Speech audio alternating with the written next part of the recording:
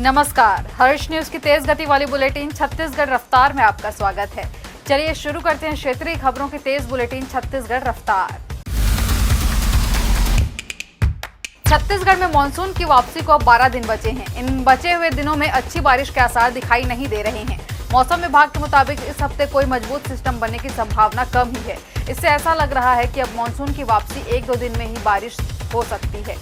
बारिश का सिस्टम कमजोर पड़ने से दिन का पारा 30 से 35 डिग्री के आसपास पहुंच गया है।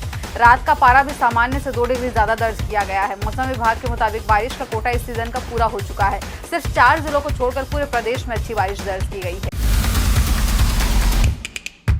मरवाही वन मंडल में रेस्क्यू दल ने कुछ घंटे की मशक्कत के बाद भालू को ट्रैंक्यूलाइजर गन से बेहोश कर दिया है। बेहोश भालू के शरीर की जांच में 4 जगहों पर कुल्हाड़ी से हमले के निशान भी मिले हैं। जख्म गहरा होने के कारण भालू को उपचार के लिए कानन पेंडारी जू लाया गया है। उसकी हालत गंभीर है। भालू आक्रामक हो गया था। इसके चलते मरवाही में दहशत का माहौल था। यही वजह है कि आनन फानन में रेस्क्यू करने का निर्णय लिया गया। रेस्क्यू के बाद जब बेहोशी की हालत में भालू को पिंजरे में डाला गया तो उसकी हालत देखकर वन अफसर भी सख्ते में आ गए। शरीर में गहरे घाव के निशान थे।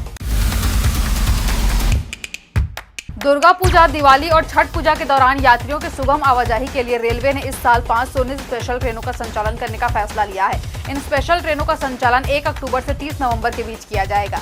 हर साल त्योहारों के अवसर पर रेलवे प्रशासन स्पेशल ट्रेनों का संचालन करता है। इस साल इन स्पेशल ट्रेनों की संख्या में बढ़ोतरी की गई है। इसी कड़ी में दक्षिण पूर्व मध्य रेलवे ने दुर्गा पूजा, दीपावली, छठ के अवसर पर 6 स्पेशल ट्रेनों का परिचालन किया है। इनमें 2 फेरे के लिए गोंदिया सांतरागाछी दुर्गा स्पेशल गोंदिया से 4 और 9 अक्टूबर को दौड़ेगी। इसी तरह सांतरागाछी गोंदिया दुर्गा पूजा स्पेशल सांतरागाछी से 5 और 10 अक्टूबर। 2 फेरे के लिए गोंदिया छपरा छठ पूजा स्पेशल गोंदिया से 3 और 4 नवंबर। 2 फेरे के लिए छपरा गोंदिया छठ पूजा स्पेशल छपरा से 4-5 नवंबर। गोंदिया पटना छठ पूजा स्पेशल 3 और 4 नवंबर और पटना गोंदिया छठ पूजा स्पेशल पटना से 4 और 5 नवंबर को दौड़ेगी।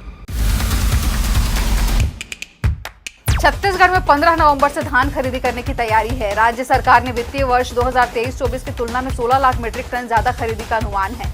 इस साल करीब 160 लाख मीट्रिक टन धान खरीदने की तैयारी में सरकार है। खाद्य मंत्री दयालदास बघेल की अध्यक्षता में सोमवार को खरीफ सीजन में 2024-25 में समर्थन मूल्य पर धान खरीदी और कस्टम मिलिंग की नीति की समीक्षा हुई। इस बैठक में मंत्रिमंडल उप समिति ने दीपावली के बाद धान खरीदी का निर्णय लिया है।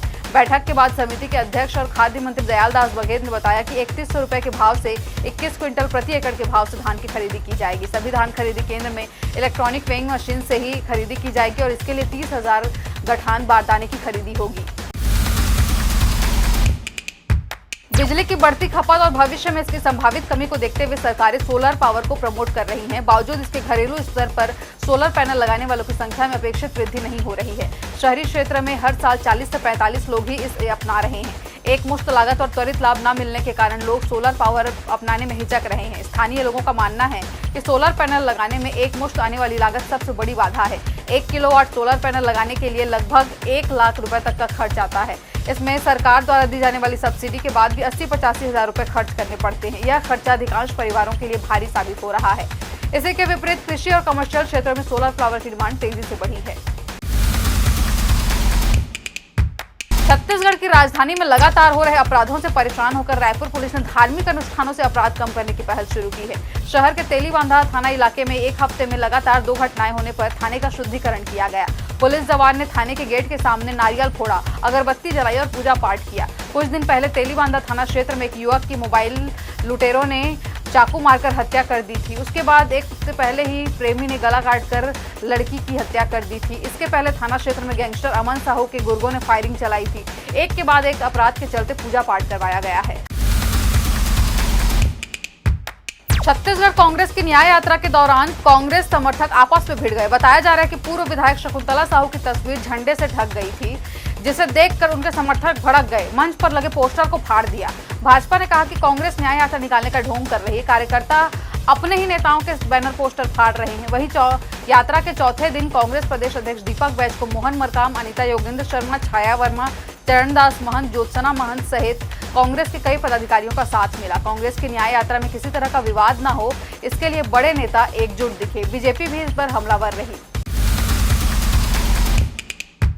बॉलीवुड एक्टर मिथुन चक्रवर्ती को दादा साहब फाल्के अवार्ड दिया जा रहा है। इस मौके पर रायपुर के मिथुन कृष्णा बेहद खुश हैं।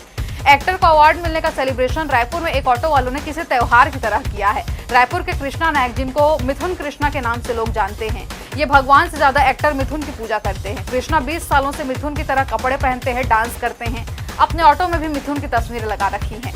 रायपुर के WRS कॉलोनी बस्ती में रहने वाले कृष्णा को मिथुन के स्टाइल में ही रहना, कपड़े जूते पहनना, हेयर स्टाइल रखना बेहद पसंद है। बस्ती में अक्सर ये मिथुन की तरह डांस करते और बात करते दिखते हैं।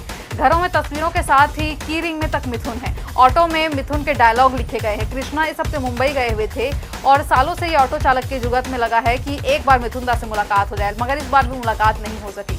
हालांकि कृष्णा ने बताया कि मिथुन दा के स्टाफ से उनकी मुलाकात हुई है और उनके जीवन का एक ही मकसद है, मिथुन से एक बार मिलना। जशपुर जिले के सन्ना वन परिक्षेत्र के लूरापाट में वन अधिकार पट्टे की लालच में सैकड़ों पेड़ों की कटाई और गार्डलिंग करने का मामला सामने आया है। ग्रामीणों का आरोप है कि पेड़ों को काटकर जमीन को खाली किया जा रहा है, जिससे जमीन पर पीढ़ियों से कब्जा बताकर पट्टे के लिए आवेदन दिया जा सके।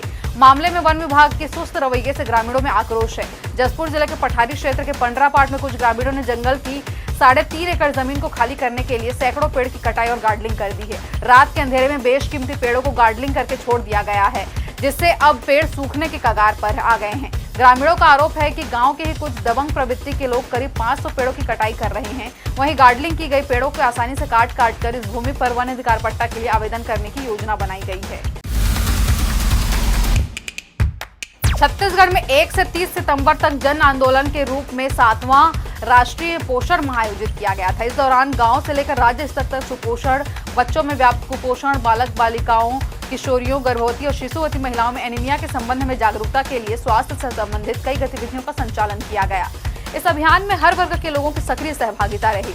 सीएम साय ने पोषण माह के प्रारंभ में सुपोषण छत्तीसगढ़ बनाने के लिए राज्य के सभी जनप्रतिनिधि, पंचायती राज संस्था के प्रतिनिधियों, महिला स्व सहायता समूहों, प्रबुद्ध वर्ग, विद्यार्थी वर्ग, सार्वजनिक और निजी क्षेत्रों के निकायों के प्रतिनिधि और सभी जन समुदाय की सक्रिय सहभागिता अपील की थी। पोषण माह की गतिविधियों में महिलाओं और बच्चों को पोषण के प्रति जागरूक करने के लिए जनप्रतिनिधियों, पंचायती राज संस्थाओं और सभी ने भी भरपूर सहयोग मिला है। छत्तीसगढ़ रफ्तार की आज की बुलेटिन में फिलहाल इतना ही। अपने आसपास की खबरों से जुड़े रहने के लिए बने रहें हर्ष न्यूज के साथ। नमस्कार।